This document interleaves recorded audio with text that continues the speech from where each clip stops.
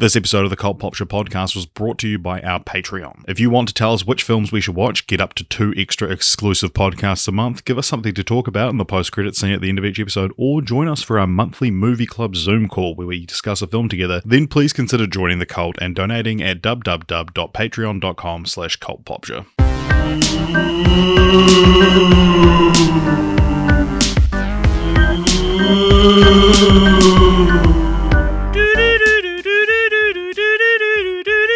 You're entering a podcast unlike any other. You're entering a scary, spooky podcast that like no one is doing in the month of October. I should have written this ahead of time. You should have. I was like, would have been good. Just recently we've been, you and I together have both been praising the writing of Futurama's Scary Door openings, which I assume you were as much parodying just then as the Twilight Zone, because I know that you're probably more familiar with the Scary Door. And yeah, I think that like going into that, I was like, damn, he was really just going to try and improv. AJ, who famously hates doing improv, is just going to try and improvise something that he's just, praised at how well it's written. So, well, that could be, spooky. this could all be part of the opening. It's like, a man who hates improv, forced to improv, prepare to enter the Cult Popture podcast. It's Spooktober, baby! My name's AJ, and I'm joined by Richard. And for this month, to get into the spooky spirit, something I love doing, and there's an energy in the year that I'm looking forward to harnessing. We're gonna be spooky, and for Halloween we're gonna do a spooky month. We've done this the last couple years, and I enjoy it, and I think it's a fun time. It's funny that you talk about like there's an energy in the air, but it's like Halloween is so not a thing in New Zealand. No, it's not. But I think if Halloween is anything in New Zealand, it is a indication of what time of year it is, and that's leading into Christmas and stuff. I think that is a very exciting time to be in New Zealand. That's when it's summer. People associate Halloween with autumn. Right. So what you're actually associating with Halloween is Christmas. Yeah, I'm looking forward to Christmas. Really, we should just cover the Nightmare Before Christmas for a month. Let's just do it. Every month. We become just that. Every month. That reminds me, actually, if people are interested, I have made a novelty Twitter account called Free Podcast Ideas, where I post ludicrous or unrealistic ideas for podcasts. It's mainly about coming up with a name. I'll put a link to it in the show notes if people want to follow that on Twitter. The Nightmare After Christmas? It's an annual podcast released every Boxing Day where you watch a horror film. That's too realistic. It's too good of an idea. The best one we've got so far, which you and I sort of collaborated on, is No Country for Gary Oldman, which is watching every movie that doesn't star Gary Oldman. Like, that's the kind of energy I want them all to, like, these unrealistic kind of premises, I guess. But that is not what we're here to do. We're not here to pitch bad podcast ideas. Richard, what are we doing? What's today's episode? What's the first Spooktober? We're actually doing a bad podcast idea today. Oh, yeah. Yeah, we're going to be covering pop culture curses. Cool. I think this. You're being very mean. I think this was suggested by someone on the Discord. Yeah, no, I know. It was a joke. I was doing a funny segue. Yeah. Well, it's Spooktober, so we need to be doing spooky segues. Thank you very much. Right. Okay. Well, the podcast idea was so bad that it died, and it was resurrected as this. It's a good idea. It's similar because we did pop cultural conspiracy theories last year, and so I think this is like a good kind of thing where essentially this time I've got 6-ish pop cultural conspiracy theories, and what we're going to do. Curses, you mean? I do mean curses. What we're going to do is I'm going to explain them to you, AJ, and you, the listeners, and then we're going to try and decide if this is a legitimate curse or not. Okay. I will say, before we start, do you believe in curses? I, for a long time, believed I was cursed, just because I was couldn't get a girlfriend. Just because I was celibate, but it was involuntary. So for those who don't know me or don't listen to the podcast, one interesting thing. One interesting thing I bring to the show, and maybe an interesting dynamic thing about me as a podcast host, used to be very religious. So I used to be very spiritual, and a lot of that was considerate of curses. I remember we inherited a bunch of like touristy souvenir canopic jars, Egyptian canopic jars from my grandfather when he passed away when I was about 7 years old, and after my brother translated the hieroglyphics on them to be like, that's such a your brother thing to do. Death shall come on swift wings to those who open this. My father made us remove them from the house because grandpa had just died and we got them from him. So that sort of, and these would have been made in 2002 and like, be all China, completely plastic. Yeah. But so I would say I don't believe in curses anymore, but I used to be very into curses, and I believe there is really interesting stuff. And I should also say this episode, thank you to Bliss, my dog, who suggested this on our Discord a couple weeks back. So that's why we're doing this episode. But yeah, I think do you believe in curses? Well, thank you. No. Yeah. It's just an episode of naysayers. Here we go. No, there are like there's some spooky coincidences that are fun to look at, but to actually believe something is cursed is quite a big leap, I think. Foolish. Would you call it foolish? Childish. Ah. But very spooky.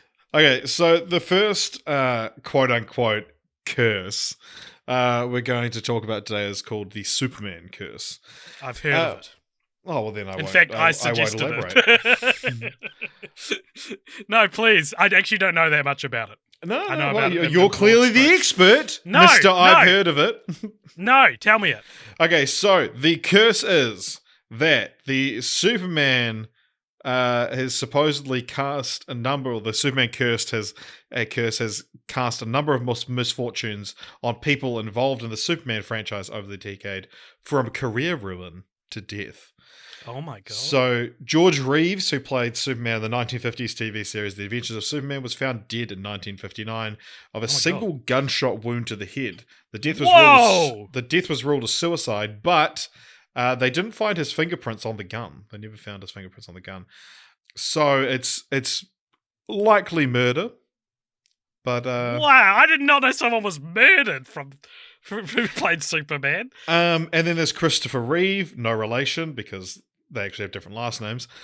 Reeves and Reeve. Had similar bad luck after success in 4 Superman films. He was thrown from a horse in 1995, leaving him paralyzed from the waist down.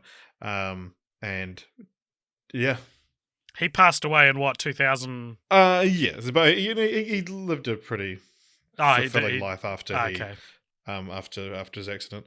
But was paralyzed. Yeah. Good friends with Robin Williams, I believe, and he would call him. And I think when he got into his accident, he got a call from Robin Williams, who was like, "Hey, it's me, your proctologist, here to look at your butt." And that was like the first time he laughed after the accident.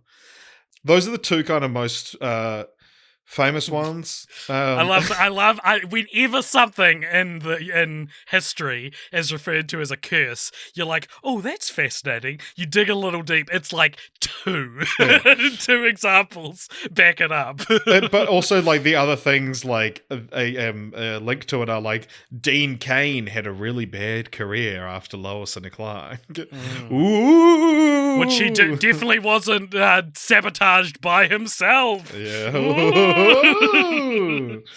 And yeah, I mean, Brandon Routh hasn't had much of a career either. That's the whole curse, really. I wouldn't even say Brandon Routh hasn't had much of a career, though. He's been in plenty of stuff. Yeah, I know Henry Cavill's like probably going to be cancelled one day. Henry Cavill's career is a slump because of he can't get out of Superman, basically. Like, maybe that's the Superman curse. Yeah, and he likes his women young as well. Right. Okay.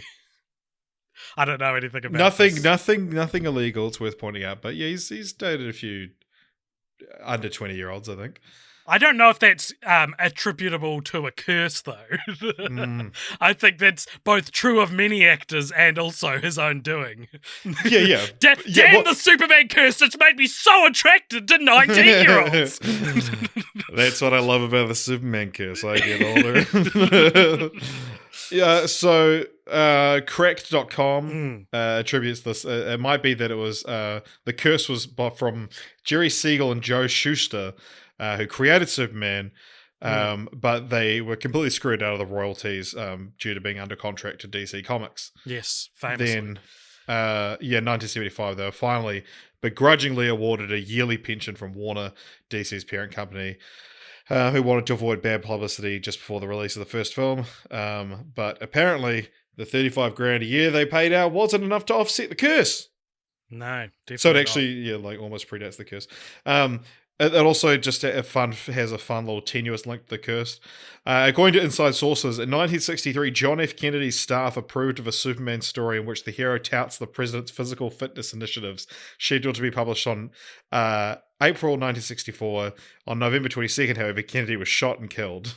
See, you can convince me it's a curse if the day they were going to announce that was the day he died. Then it's relevant. But without that, I think it's just a bunch of dates and things thrown out. There were probably plenty of things that Kennedy couldn't get around to because he died. You know, you don't call them a curse. Yeah. So we don't think the Superman curse is a curse. I don't think the Superman curse is a curse. I'm calling it. Not a coincidence. Curse. Yeah. Curse or coincidence. Is that the episode name? Maybe, yeah. Oh. So here we go. Here's another one that we don't even actually need to debate. Okay. So this because is it is a curse. Yeah, obviously. So the Oscar love curse is quite a famous curse that floats around Hollywood. So much so that it even has its own Wikipedia page. Oh, wow. But which I'll just read in its entirety, which isn't as arduous of a task as it sounds. It's actually a super long Wikipedia page, and you just read it now. Yeah. So the Oscar love curse, or Oscar curse, is a superstition that the woman who wins the Academy Award for Best Actress will have her boyfriend, fiance, or husband cheat on her or divorce her soon after. I swear this page used to have a list of examples. It doesn't anymore. But I remember, like, Sandra Bullock, Jesse James cheated on her. That was one of the ones I remember. But there's like a handful of examples, kind of thing, like there are for most of these. It has also been applied to the Best Supporting Actress and to the Best Actor winner. A 2015 study found that the divorce rates of female Oscar winners and nominees did not increase, but the divorce rates of male Oscar winners and nominees did. Interestingly, right. Another version of an Oscar curse is that if an individual wins either a Best Actor or Actress or Best Supporting Actor or Actress, their career will collapse shortly thereafter. Sources indicate that the originator of this superstition was Louise Rayner, who after winning 2 Oscars for Best Actress in the 1930s had fewer roles in films afterwards, which she apparently blamed on receiving the awards. The 2015 study found the opposite to be true. Male and female Oscar winners and Oscar nominees appear in more films following the Oscar experiences than do other actors. Now that's the entire Wikipedia page. So they did a study that debunked both curses. So I'm going to say this. Is a coincidence. I don't know. I've looked up examples of the Oscar love curse, the first one. Here are some examples. Rachel Weisz, apparently, Darren Aronofsky cheated on her. Emma Thompson, Gina Davis, Jane Fonda, Kathy Bates, Goldie Hawn, Julie Andrews, Kim Basinger, Helen Hunt, Kate Winslet, Hilary Swank, Halle Berry, Reese Witherspoon, Angelina Jolie. This seems legit to me, Richard. Or could it be more that Hollywood is an acting culture is a vile place where temptation is to cheat on your partner is more common than maybe other not even areas. there. I don't think it's necessarily more common. I mean, you look at the divorce rates, everywhere, and you look at the amount of bakers. Exactly. You zone in on a specific man. Engineers, that's where the curse is. Yeah. But I think that for a lot of people, the winning an Oscar or being nominated changes your star trajectory, and it's not an Oscar one, but I would say, like, one of the classic examples I think of like a Hollywood divorce is Anna Faris and Chris Pratt. That Okay, yeah, when yeah. they got together, she was a big star, and it's hot off Scary Movie, and he was like the schlubby everyman, comedic, just kind of likable guy from Parks and Rec, and then overnight he became the hottest, most beloved, A-lister in the world. And while she, was on season whatever of Mom, and I think that understandably would really, really put a strain on your marriage and completely change the dynamic. And they split up, and now Chris Pratt's back to not being the sexiest, hottest, most beloved person in Hollywood. But I think that like an Oscar would probably do similar things. That you start being more in demand. It puts a strain on your marriage, and especially if your husband is Jesse, or your partner's Jesse James from that show that I used to real like. What was this show called? He's a weirdo, but fuck, that show was good, whatever it is. Jesse James. Yeah. No, not him. I think that's a Monster good point. Garage. Fuck yeah, that was mean. Did you ever see that clip from the show Mom where Anna Faris just quotes Rick and Morty to a little kid? And like the joke is just that they're quoting Rick and Morty. It's not like there's the joke is that Rick and Morty's funny. You know what I mean? Yeah, right. Like they're not putting it. The writers of Mom didn't put a joke on top of that. The joke, like the laugh track plays after Anna Faris goes wubba lubba dub dub, and it's like the joke did she is actually just say wubba lubba dub? yeah, man, it's crazy. It's Anna that's the Faris. curse right there. The Rick and Morty curse. Anyone who mentions Rick and Morty, their career is cursed. Oh, the girl's wearing a Rick and Morty shirt. Yeah. Okay, it's 12 seconds long. Let me have a look. Okay. So you like Rick and Morty, huh? Yeah. I got into it because of my son. Now I love it too. Wubba lubba dub dub. And then Anna Faris burps. All right. Yeah, okay. No, that's bad. You know what I mean? The joke is that the writing on Rick and Morty is apparently funny. What? You know? I don't know that it is. I don't know. That's weird. Anyway. But then, like, 8th grade, the Bo Burnham's movie ends with quite a charming, almost exact replica of that scene. Yeah, but the one in 8th grade is not necessarily funny. It's more cute. Yeah. And they're also little kids, which I think. Yeah, but I we might be seeing this scene out of context. I think from what I get from that scene, Anna Faris's character, daughter, I think is her name, is trying to connect with maybe her daughter. I don't know, granddaughter. Yeah, yeah. And Monster Garage was fucking sick. I think with the Oscar love curse, we can look at it more as though the thing about, like, some curses, alleged curses, like the Superman one is like, out of all the people in the world, 2 pretty bad things happened to 2 people who were involved with this pretty ubiquitous thing, right? But with the Oscar... Getting thrown off a horse. Yeah. Well... Oh, no, you mean playing Superman. Yeah, kind of. Yeah, playing Superman. Whereas the Oscar love curse is just, like, when you follow the logic, things like this happen, you know? And a lot of curses, I think, come down to those 2 reasons. Exactly. So I'm not going to call it coincidence, but I'm not going to call it curse. I'm going to call it human nature. Oh, deep. So another curse that's just like, this is just how things work. This is the Seinfeld curse. Julia Louis-Dreyfus, Jason Alexander, and Michael Richards all tried to launch new sitcoms as title role characters after the end of Seinfeld. Almost every show was cancelled quickly, usually within the first season. The ones specifically cited are Julia Louis-Dreyfus's Watching Ellie, Jason Alexander's Bob Patterson and Listen Up, and Michael Richards's The Michael Richards Show. The curse was mentioned throughout the second season of Curb Your Enthusiasm, which has Jason Alexander go to Larry David to make a new show together, and it's going to be about a sitcom actor who's had a successful sitcom and can't break out of it. Yeah, and it's a good arc. And then he ditches Jason Alexander because he'd rather it stars Julia Louis-Dreyfus. Yeah, and the show was going to be called "Aren't You So and So?" or "Aren't You name of character?" Yeah. In real life, though, Larry David has dismissed the idea of a curse, saying it's so completely idiotic. It's very hard to have a successful sitcom.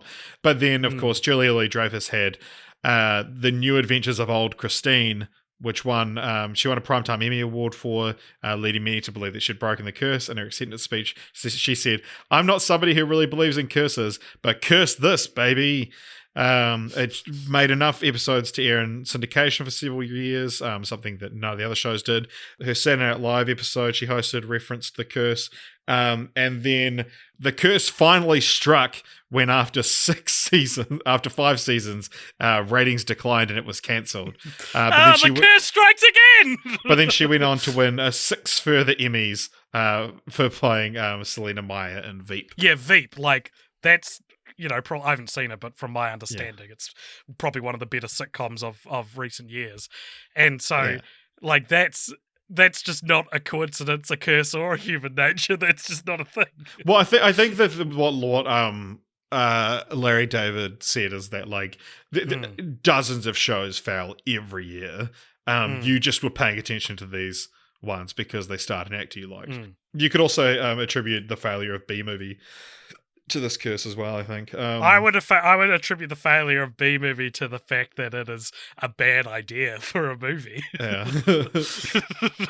There was also The Marriage Ref, which apparently the Screen Crush references that. What is that? It was like a reality show that he Who? Executive producer, sorry, Seinfeld. Oh. This article also references like Bryan Cranston, and it's like, no, he's undoubtedly. This is like looking at is the cast of Seinfeld cursed, and it's like it references, like Bryan Cranston, Jerry Stiller, Patrick Warburton, all went on to do pretty well supporting characters in the show.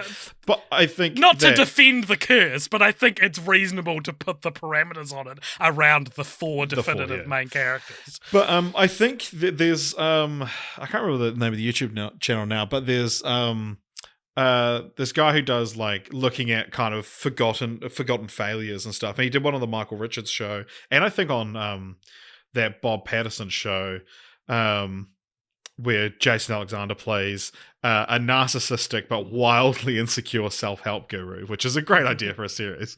And it's kind of interesting looking at like they all are trying to be like, look, it's George, look, it's Kramer, but just not connecting. And it's like, it's like just either just fully be George or just fully be Kramer, or just do something completely different. But it's like trying to sell it on, look, it's the same person, but then it's kind of not. And it's like, it's familiar enough that you're intrigued, but not enough that it's actually good. That YouTube channel's called Hats Off Entertainment. Yeah. They do Forgotten Failures. I would also say that I think it's bad to call a show the name of actor show.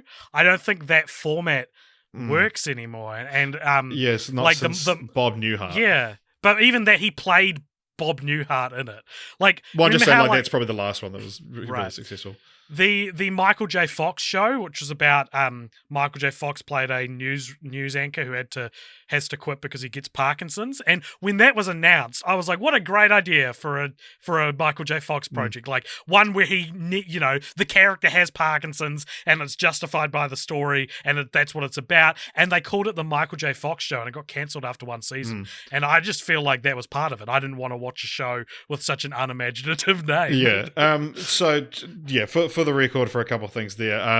In the Michael J. Fox show, his character's name was Mike Henry. Bob Newhart's character in the Bob Newhart show was called Robert Hartley. Ah, so he wasn't. I mean, that's Bob Hart, Robert Hartley. Bob Newhart.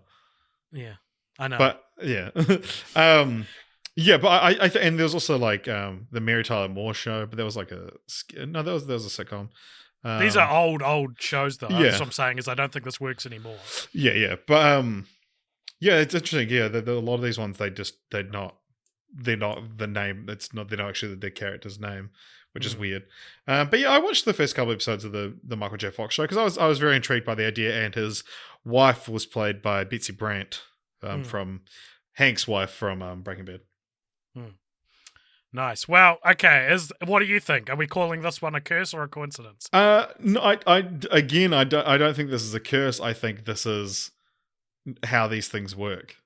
I think then that is a coincidence. Then? Well, no, it's not even it kind of is a curse, really, but it's not. It's not in the sense of like there's something supernatural going on. This is just what happens when you achieve this level of fame for this long attached to a single IP. It's hard to.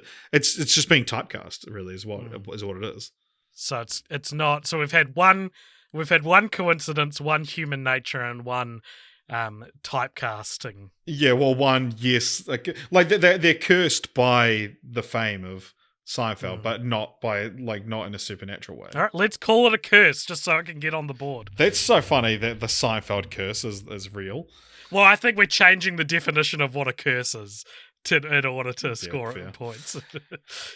So next up, this one is like a more kind of proper definition of the term. This is the poltergeist curse. This is a big one that a lot of people talk about. So it's a rumored curse attached to the Poltergeist trilogy and its crew, due to not one but two people dying who were involved. So this is the two young cast members. The 6 years between the releases of the first and third films. There was an true Hollywood story called The Curse of Poltergeist, which explored the curse. And can I just say, much like Monster Garage, fucking how good were true Hollywood stories? Did you ever watch them? Whatever. No, straight up. Did you watch? Did you watch true Hollywood stories? Or am I thinking? I'm thinking of Entertainment Tonight. Yeah, no. True Hollywood stories. They were essentially like true crime docos. They were like an hour long, and so it'd be like The Curse of Poltergeist. And they also did like there was like Hot 100 or something, or like a countdown kind of thing, and it would be like most shocking moments on live television kind of thing, and that was like fascinating. They're so good. Like straight up, my sister and I watched a lot of True Hollywood stories growing up. But so the two kind of main deaths, Dominique Dunne, who played the eldest daughter Dana in the first film, died in 1982 at age 22 after being strangled by her ex-boyfriend. He was convicted of voluntary manslaughter and sentenced to 6 years in prison, but was paroled after serving 3.5 years, of course. Wow. She... it just also says she also appeared in the 1982 movie Shadow Riders. Okay. Heather O'Rourke, who played Carol Ann in all three films, died in 1988 at the age of 12 due to complications from an acute bowel obstruction. Right. So yeah, at age 12 and 22, dying. But then you also have Julian Beck, who played the old man in part 2, died of cancer, and Will Sampson, who you also is the Native American actor from One Flew Over the Cuckoo's Nest. He died during an operation. Okay. See these, but also the other thing that's like, so Poltergeist revolves around desecrating the remains of like Native Americans. They're angering the spirits, and in an act of sheer stupidity, the filmmakers actually used real human remains and desecrated them for the film. So this one's kind of like, more fun to think of as a curse. Yeah. At the same time, I feel like here's what happens with these curses. Two people related to something die, and someone goes, "Oh man, if one more person dies, I'm calling it a curse." But no one else dies, and so they get so excited that they're like, "I'm just calling it a curse anyway." Well, no, it's like an old man dies of cancer, and they're like, "Yeah, it's a curse. It's a curse." That's all I needed. Yeah, like. I wish it's always like you hear about the Superman curse and the poltergeist curse like all your life as a consumer of this sort of stuff, and then when you actually learn about them, it's always so meager in what's actually happened. I'm sad that those people have died, but it's not like it's. I just wish more had. No, well, kind of. No, I don't wish more had. I'm saying. It would make it'd be a lot cooler if they did. be a lot more convincing that it was a curse if more people died or more bad stuff happened. I think the key to this is the desecration of actual Native American bodies. That's probably lends more credence to it. But no, I think I'm going to go coincidence with this one. What do you think? Yeah, I think this is coincidence. I'll go curse then. Okay, so next up, we've only got a couple of these left. This is going to be a nice quick episode for us. So there's actually a 2-for-1. So you would have seen people reference the Confederacy of Dunces curse, but there's also the Artuk curse. Artuk is a hilarious fish out of water screenplay about an Inuit who comes to New York. It was never filmed because everyone who was in talks to play the lead role died. So John Belushi was attached to it before his drug overdose in 1982. So they passed it on to Sam Kinison, who was then killed in a car crash. And then it was passed on to John Candy, who died of a heart attack. And then they said, you know what? Let's never make this film until, fourth chubby funster Chris Farley dug up the script and was in talks to play the role before dying. Seriously? Wow. Yeah. That one's actually pretty compelling. I was about to mention Chris Farley and be like, was he... Because I kind of think of John Belushi, John Candy, and Chris Farley as the, defining trilogy of dead comedy actors. I don't know who the other guy is. Fat comedy actors. Yeah. So there's also, around the same time, you also have a script called The Confederacy of Dunces, which was a book written by a guy called John Kennedy Toole, who took his own life.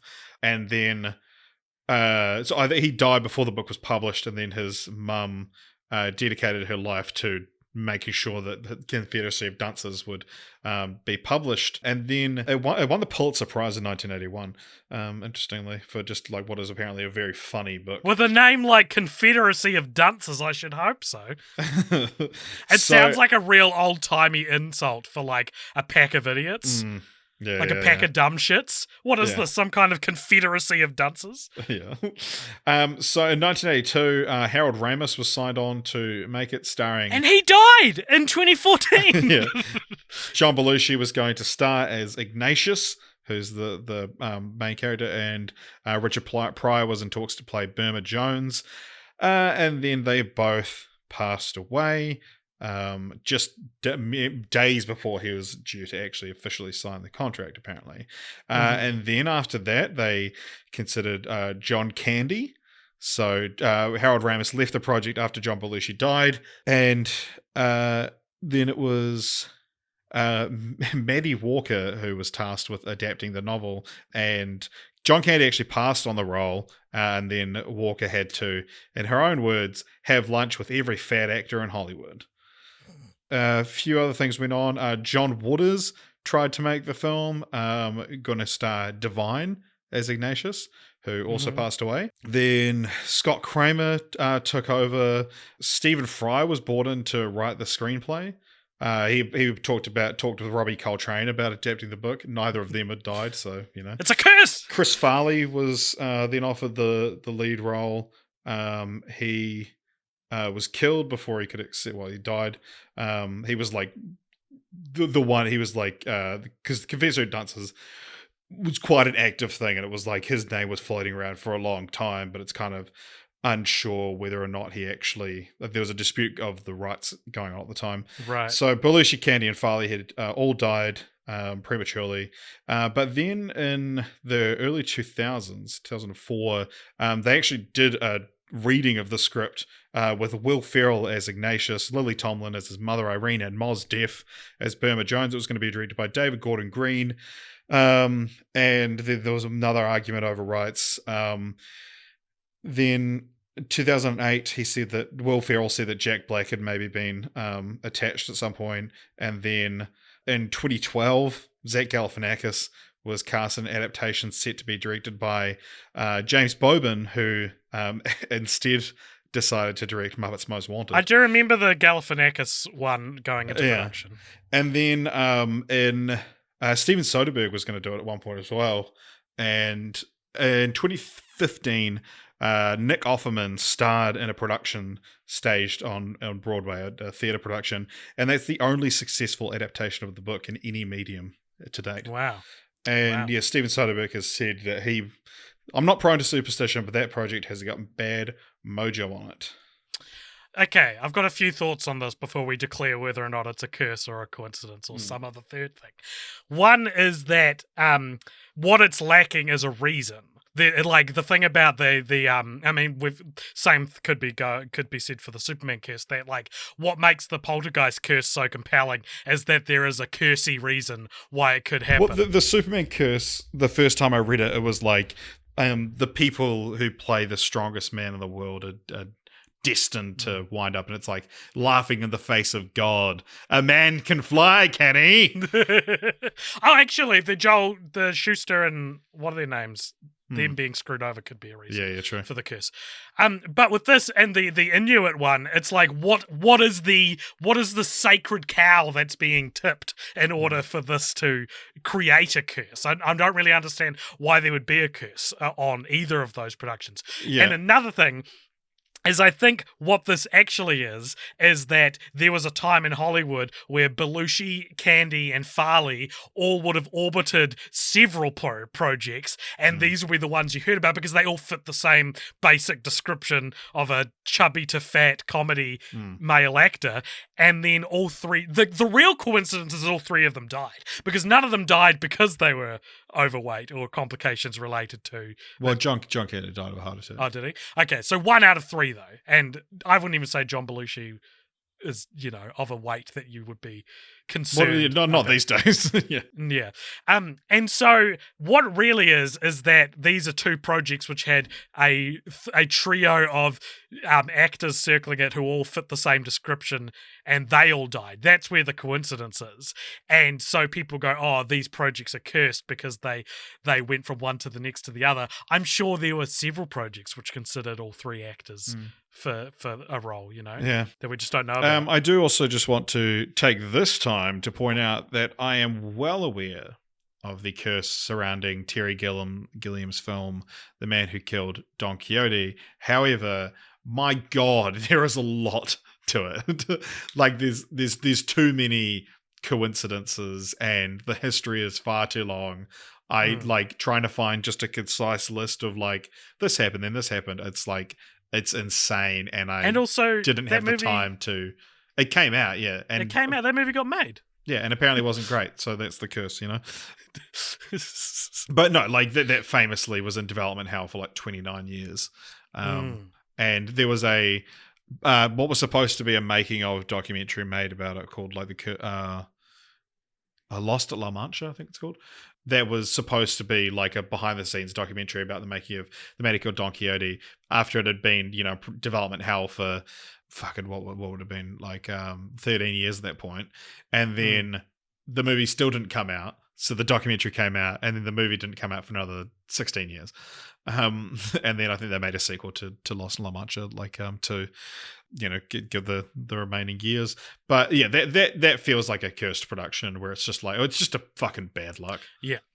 Yeah, so I'm going to say this is coincidence, all of these ones, but particularly the Inuit one and the dancers one, I think is the real story. There is three similar profiled actors dying. Yeah. And there just happens to be three stories attached to it. Very tempted to call those ones curses, though. I thought there's certainly some interesting, ideas to it. I do like that we're doing what's supposed to be a spooky episode, but is basically just like a skeptic's guide to explaining away why something actually isn't spooky. Yeah. All right, so I thought I might do something different for these last couple. And that is something we don't talk about a lot here, but it's still related to pop culture, and this is sport curses. Oh, I know a good sport curse. I listened to a podcast recently on a very interesting sport curse. What is it? What was it? The Curse of the Billy Goat. Oh, go on. The Curse of the Billy Goat. If you want more information about it, it applies to the Cubbies. The Cubs, yeah, the Cubs.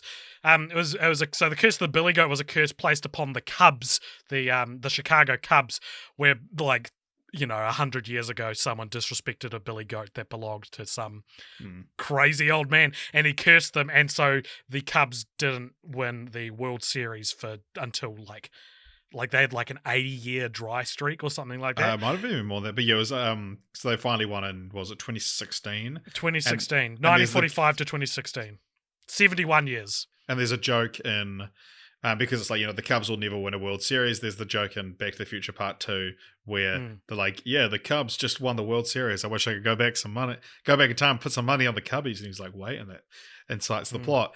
And they almost won in 2015, which would have been this fucking amazing, like, exciting thing. Because I think they did quite well in 2015, but then won in 2016. Yeah, so if you want to know more about the Curse of the Billy Goat, listen to Do Go On. They did an episode recently on the Curse of the Billy Goat that's very interesting. There's a whole bunch of shit that happens, but the most interesting thing that happened is something called the Steve Bartman incident. And I watched a documentary on this after listening to this podcast. It was a very hard documentary to track down because it was one of those ESPN, was it 30 for 30? Documentaries, which are just notoriously difficult to find if you don't have an ESPN connection. I think I actually just ended up getting ESPN Plus so that I could watch it. The documentary is called Catching Hell. I won't go into it, but it's incredibly interesting. Less about the curse aspect and more about the just how the public can turn on an innocent person when they care enough about sport. So this is two that are, you know, directly related to areas of pop culture we don't talk about very much here, but not only sport but also are you familiar with the Madden curse? I am not. So this is a video game based curse that the Madden NFL series, one of these, you know, sport games that releases, it's just Madden 09, Madden 2020, whatever, comes out every year. I don't understand why people would play them. I know you don't understand why people would play. I hate them, and I have friends who play them, and they get excited when a new one comes out. What are you? They're $170. You're going to buy the same game.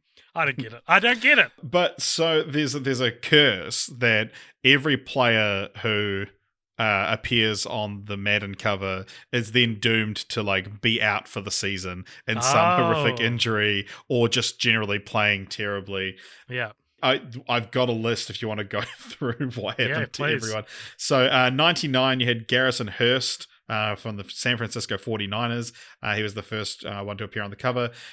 He suffered a terrible broken ankle not long into the season.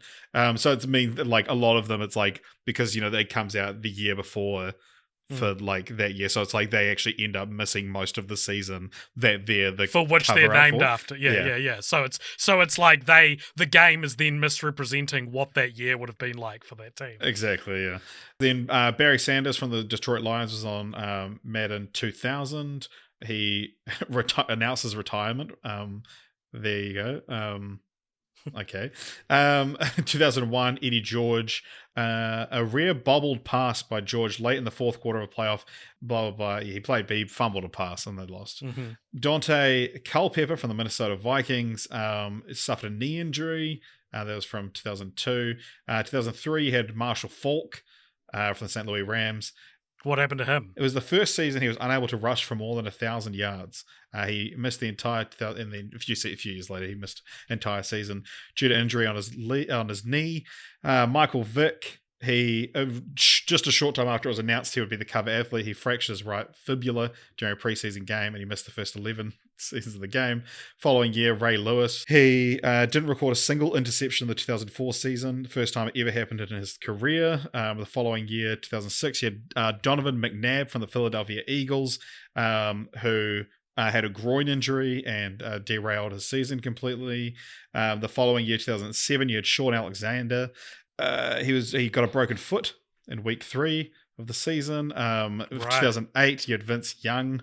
He scoffed at the Madden curse on late night television when the announcement was made, and then had a slow start only to injure his quadricep in week 6. Then 2009, Brett Favre, he had a relatively decent season only to sustain an injury to his right shoulder later in the season, which would plague him for the remaining 3 seasons up until he retired. 2010, Larry Fitzgerald. It's one of the first clear-cut examples of the Madden curse generally missing its mark, as he had several personal records, but had a slight letdown in 2010, but generally wasn't that bad. 2011, Drew Brees from the New Orleans Saints. He had one of his worst seasons to date. 2012, Peyton Hills. had an injured hamstring, which had him missing all games of the season. 2013, Calvin Johnson. This is the best case. It's like, now this proves it's not a curse because he had a real good season that year. So we've just gone through like literally 13 in a row, and then it's like, no, it's not a curse because the 14th wasn't affected. Interesting. This is the most convincing one we've had so far, I think. This certainly has the highest body count of any of the curses so far. Madden 25, which was 2014's one, was Adrian Peterson from the Minnesota Vikings. He had a foot injury. Richard Sherman from the Seattle Seahawks, another one where the curse didn't strike, so it's 2015. 2016, Odell Beckham Jr., the curse didn't strike again. 2017, Rob Gronkowski from the New England Patriots had a hamstring injury, which kept him out, and then he had another injury later on in the season. Curse didn't strike in 2018 with Tom Brady from the Patriots. Then 2019, it's like it says the curse doesn't strike. I think that's when the article was written. Oh no, 2020. But then COVID happened. Yeah, 2020. Patrick Mahomes from the Kansas City Chiefs says it struck and then it didn't. But other fun little things about this one. So that's like what out of over 20, there's what, like 16? Is this why COVID happened? Is COVID a direct result from the Madden curse? Yeah, but apparently, yeah, so like fans of like NFL fans actually lobby to not have their favorite player on the cover. This is great because of it. Do you know what? Curse. Yeah. Absolutely a curse. This is I'm not only labeling this a curse, I'm saying this is the most convincing curse I've ever heard. Like 16 out of 20 examples of it happening. And then a worldwide pandemic. Yeah. LaDainian Tomlinson turned down appearing on the cover due to the curse. Good idea. Yeah. It does say the injuries that Madden cover athletes experience can be attributed to the physical nature of football. I guess that is the coincidence part, is there's probably dozens of players per year that get knocked out for whatever reason. And these are, yeah. Yeah. Also, one of those guys just retired, which I don't know if it counts. Well, it says like in a shock that shocked his fans, so it might have been there was something else going on. Also, to earn the honor of being put on the game cover, a player is coming off a strong year and some regression the following year is likely. Attributing to a cause such as a curse to this randomness is a regression fallacy and a spurious correlation. A regression fallacy? I mean, that's the Seinfeld curse. Yeah. So Seinfeld curse isn't a curse, it's a regression fallacy. Oh, wow. Boom, ba boom, boom, boom, boom, boom, boom. Oh, yeah. Just regression fallacy written in the Seinfeld font. But yeah, so it is essentially that, like, a classic example is if your pain gets worse and then you go see a doctor, the pain subsides, therefore you benefited from the doctor. It's probably, just as likely that it would have gone away anyway. Like, it's just it already peaked. You missed. But in December 2010, EA announced plans to develop a movie based on the Madden curse. Oh, interesting. Who's going to appear on the cover? it would be a comedy and not based on fate-based horror movie like The Final Destination. However, in 2014, EA executive Pat O'Brien stated that they're not working on a Madden curse movie. Nice. I think that's the best one, and I'm glad you saved it till this late in the episode because I really needed one to just really boggle my mind. That's crazy. Yeah, like there absolutely are a few examples of where, they're not, but... I can look over them. Yeah. So, the next one, another one related to sport and another one related to a side of pop culture we don't talk about that much. It's music. Music and sport curse. What possibly could be in the middle of the Venn diagram of those two things? And that is a man named Aubrey. Don't know what his last name is, but it goes better by Drake. The singer / rapper Drake. What is known as the Drake curse. Okay. So, essentially... if Drake wears a jersey, poses for a photo, or in any way appears to be supporting a particular team or person, they'll go on to lose. No kidding.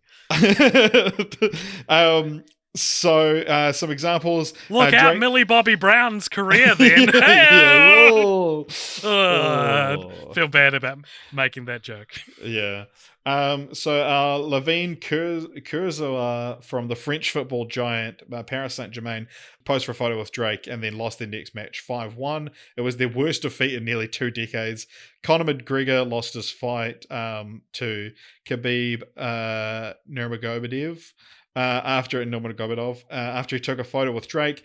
The Manchester City striker Sergio Aguero met Drake and then missed a penalty in a Champions League game.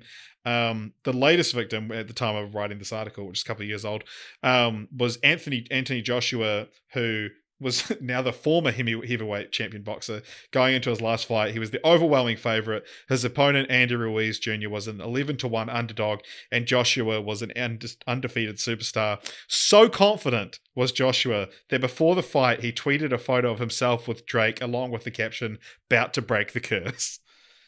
And then he lost the curse. He lost the one-sided fight in the 7th round after being knocked down 4 times. The AS Roma English tweeted, "All Roma players banned from taking photos with Drake until the end of the season." And yeah, Drake went to some NBA game with a hoodie that had Home Alone era Macaulay Culkin screaming on the back of it, and said with Kevin with a bunch of exclamation marks and question marks, a reference to Kevin Durant trying to weaponize his curse, to defeat Kevin Durant's team. Funnily enough, though, Macaulay Culkin was actually sitting behind him at that game and took a photo of him, and tweeted, "Hey, at Drake, I'm right here, bro. DM me." And then Macaulay Culkin's podcast failed or something like that. Yeah. Cool. But yeah, so Drake, don't take a photo with Drake. I think it's a curse. I think it's a curse. I think we ended on 2 curses after a string of after having to dip into sports of all places. But I think the Anthony Joshua one is so funny. Like it's like that the Malaysian Airlines, they had 2 planes disappear within a year, and because they had the first one was so public that when the second one disappeared, there was someone who took a photo of the plane as they boarded it and said, "If the plane goes missing, this is what it looks like." And then it was like, the old Malaysia Airlines curse. Do you know that on Google Earth, you can see a plane in a jungle and no one knows what it is, and they reckon it might be one of the Malaysian Airlines, and no one can get to it. No one can get to the plane. It's too far out, and it's in the Cambodian jungles. How did the fucking Google? Well, I guess the satellites and shit. Yeah, I was thinking Google. I was thinking Google Maps, and I was like, well, how did the little car with the camera on top see it? Cool. Well, I'll say then that we got to 2 curses in the end, and I now believe in curses. Perfect prep for Halloween. Perfect. Now I'm spooked. I'm spooked, Richard, that if I should ever appear on the cover of a Madden game, it'll end my career. Don't get a photo with Drake. Yeah, now I'm never going to get a photo with Drake. Not now. Just for the principle of it. Well, hey, everybody. We'd love to know what you think, and if there's any cool pop cultural curses that we may have missed, so you can reach out to us and let people know. I'd recommend going to our Discord server, which is you'll find a link to in the comments in the show notes of this episode. You'll find a link to the Discord server. There'll be a channel dedicated to discussing this podcast. Go in there, share your curse stories. Would love to hear it. And of course, you can does anyone have any personal curses? Yes, I have the opposite of one. Yeah. Blessing? Yeah, I'm unkillable. Right. I thought you were gonna be I'm blessed with a large penis or something like that. No, that's the curse. That is a curse. So yeah, you can also support Cult Popture by following us on Instagram and Twitter. Those are the main ones. When we have a Patreon, patreon.com/cultpopture. And yeah, come say hi. Love to hear what you guys think of these curses. And stay tuned for the post-credit scene after the music stops playing. And stay tuned for next week when we're going to be covering the From Dusk Till Dawn trilogy. It's going to be a spooky month, Richard, and I'll be honest with you, I'm terrified.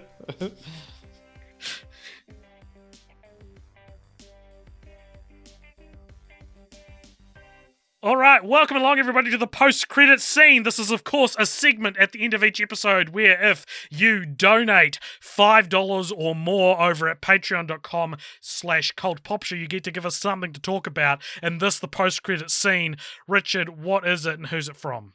Who's it from and what is it? Comes to us from Michael Griffin, and it says, give an update on your most anticipated PS5 game / a console review after however long you've had it. It's almost been a year.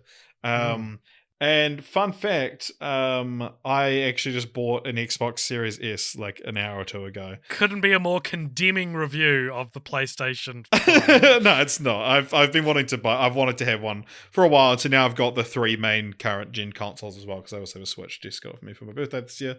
And yeah, I like the PS5. It's a good console. The shape of it, the design of it, that a lot of people have shed on. I think like when you actually see it physically and you have it in front of you, I think it's a really cool design. I think it looks nice aesthetically. It is very big, especially compared to my Xbox Series S, which is tiny. And yeah, the controller is the big thing that's like, this feels like a game changer, but no one's really been able to develop for it yet. Agreed. Haptic feedback is exciting, but I've got one game that utilizes it. And it's the tech demo for it. Yeah, that's true. I wasn't thinking. I've got a game called The Pathless, which somewhat utilizes it, but doesn't. Right. Yeah, but the best use of it is still in Astro's Playroom, which is essentially the tech demo for the controller. But what a fucking fantastic game! Best game for PS5. Best PS5 exclusive I've played so far.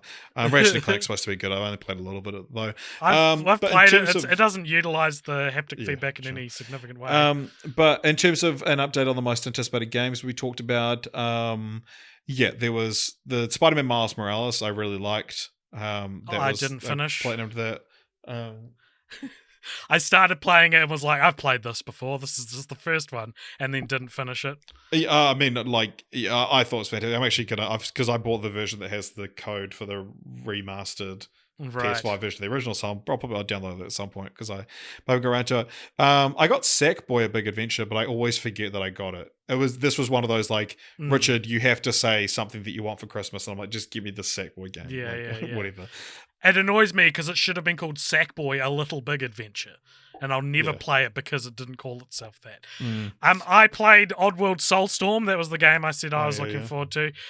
Pretty good. I've yet to delve into what other people thought of it. I think some stuff I really liked because it's a remake of Abe's Exodus, and I really liked some stuff in it, but I think Abe's Exodus is still a better game.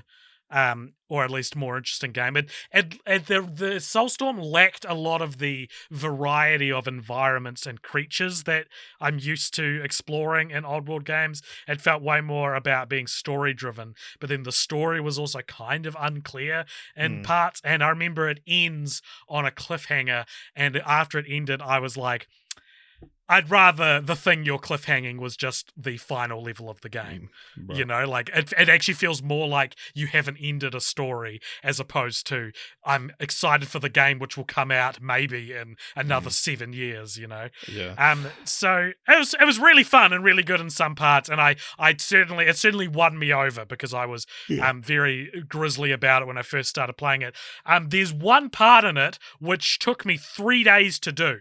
And not as in I slowly progressed each time. I was stuck in one incredibly difficult section for 3 days, and I didn't like that. I thought that was stupid that they made one. And you go on the internet and everyone's like, am I doing this wrong? Because I do not know how to get past this part. Yeah. I mean, you're not doing it wrong if you're playing it. It's just an absurdly difficult part of the game. Yeah. I will say as well, I know Michael Griffin, who wrote this question, has started playing Psychonauts 2, which I'm keen to look into at some point. I downloaded the first one's only $7. So I downloaded that and I played a little bit of it. I'm actively playing the first one. I might get Psychonauts 2. I'm looking forward to Back for Blood, which is the new Left 4 Dead game. Well, that's going to be on Game Pass, so I can just get it there with my bloody Xbox Series S. I would say also overall... the other big AAA title that I'm kind of probably the next one I really sink my teeth into is Far Cry 6, which comes out at the end of the week. Right. I think that I'm glad I have it because I like having the latest console, but it is yet to truly make me go like, boy, am I glad I got a PS5, which is concerning because I never felt that about a PS4 either. Right. I never Okay. was like, this is why I got a PS4. Yeah, I It's mean, just I sort think of like, well, the PS4, like as late in its life as it got, like I think there are definitely things like, oh, you wouldn't have been able to play Uncharted 4 or Last of Us 2. potentially, I guess so. It's more like the leaps between Yeah. consoles is getting less noticeable. Well, I think that's deliberate as well. The fact that they've made the PS5 backwards compatible and the PS Plus collection they have, to me, it feels like, hey, upgrade it if you feel like, if you miss the PS4, this would be a great place to start. Like, that's how I think they're doing the PS5, which is good for now, I think. And it's just same stuff but faster. And the thing that I'm that amazes me the most about the PS5 is how quickly I can go from pressing the PS button to turn on the console to playing a game. Especially like in Miles Morales, it's like within 12 seconds you're swinging with the exaggerated swagger of a black teenager, which is a line from it's a memed line from a review of the game. Okay. Thank God.